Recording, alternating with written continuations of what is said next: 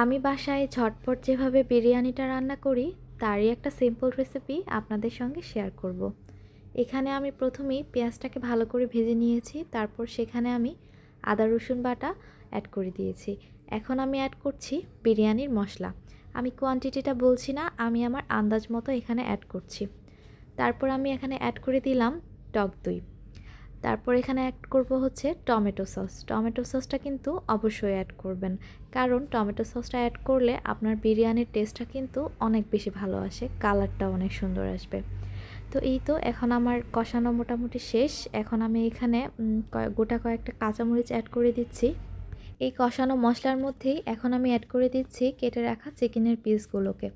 চিকেনের পিসগুলোকে কিন্তু আমি খুব ভালোভাবে এই মশলাটার মধ্যেই কষিয়ে নিব, কারণ ভালো করে না কষালে কিন্তু আপনার চিকেনের পিসগুলোর ভিতরে কিন্তু মশলাটা ঢুকবে না।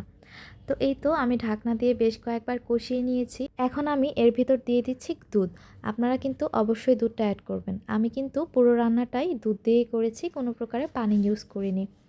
তো এই তো আমার রান্নাটা মোটামুটি শেষ, চিকেনটাও সিদ্ধ হয়ে গিয়েছে। আমি শেষ পর্যায়ে এখানে চিনি দিয়ে দিচ্ছি। তো তারপর আমি চিকেনগুলোকে আলাদা করে উঠিয়ে রাখবো একটা বাটিতে। তো চিকেনগুলোকে উঠিয়ে রাখার পর আমি কিন্তু এখান থেকে কিছুটা পরিমাণ মশলাও উঠিয়ে রাখবো আলাদা করে, পরবর্তীতে আমি এটাকে ইউজ করব।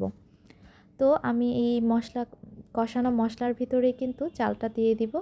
দিয়ে আমি কিন্তু চালটাকে ভালো করে এই মশলার ভিতর ভেজে নিব। আপনারা কিন্তু অবশ্যই চেষ্টা করবেন বেশ ভালো করে চালটাকে ভেজে নিতে, তাহলে আপনাদের পোলাওটাও অনেক বেশি ঝরঝরে হবে। তারপর আমি এখানে অ্যাড করে দিলাম হচ্ছে গরম পানি। আপনারা অবশ্যই গরম পানিটাই অ্যাড করবেন, ঠান্ডা পানি অ্যাড করা যাবে না। তারপর আমি এখানে দিয়ে দিচ্ছি কিছুটা কিশমিশ। কিশমিশটা দিলে বিরিয়ানির টেস্টটা অনেক ভালো হয়। সাথে দিয়ে দিচ্ছি গুঁড়ো দুধ। গুঁড়ো দুধটা অ্যাড করতে পারেন আপনারা। তারপর আমি এখানে দিয়ে দিলাম কাঁচামরিচ। দিয়ে আমি ঢাকনা দিয়ে ঢেকে রেখেছিলাম বেশ কিছুক্ষণ। তারপর যখন পানিটা শুকিয়ে এসেছে আমি কিন্তু এখানে দিয়ে দিচ্ছি চিকেনের সেই পিসগুলোকে। আর মশলাগুলোকে কিন্তু অবশ্যই উপরে দিয়ে দিতে হবে। দিয়ে আপনি ঢাকনা দিয়ে আরও বেশ কিছুক্ষণ রান্না করে নেবেন। তারপরে একটুখানি উল্টে পাল্টে নিচ্ছি যাতে নিচের যে রাইসগুলো উপরে আসে। তো তারপর আমার রান্না কিন্তু মোটামুটি শেষ। এখন আমি এখানে উপরে দিয়ে দিচ্ছি কিছুটা বেরেস্তা। তারপর এখানে আমি অ্যাড করব হচ্ছে কেওড়া জল। কেওড়া জলটা দিলে কিন্তু বিরিয়ানির স্মেলটা অনেক ভালো আসে, বা গোলাপ জল, আপনারা যে যেটাই পারেন অ্যাড করবেন। তারপর আমি এখানে দিয়ে দিচ্ছি ঘি। ঘি কিন্তু অবশ্যই আপনাকে অ্যাড করতে হবে। তারপর এই তো আমার রান্না শেষ।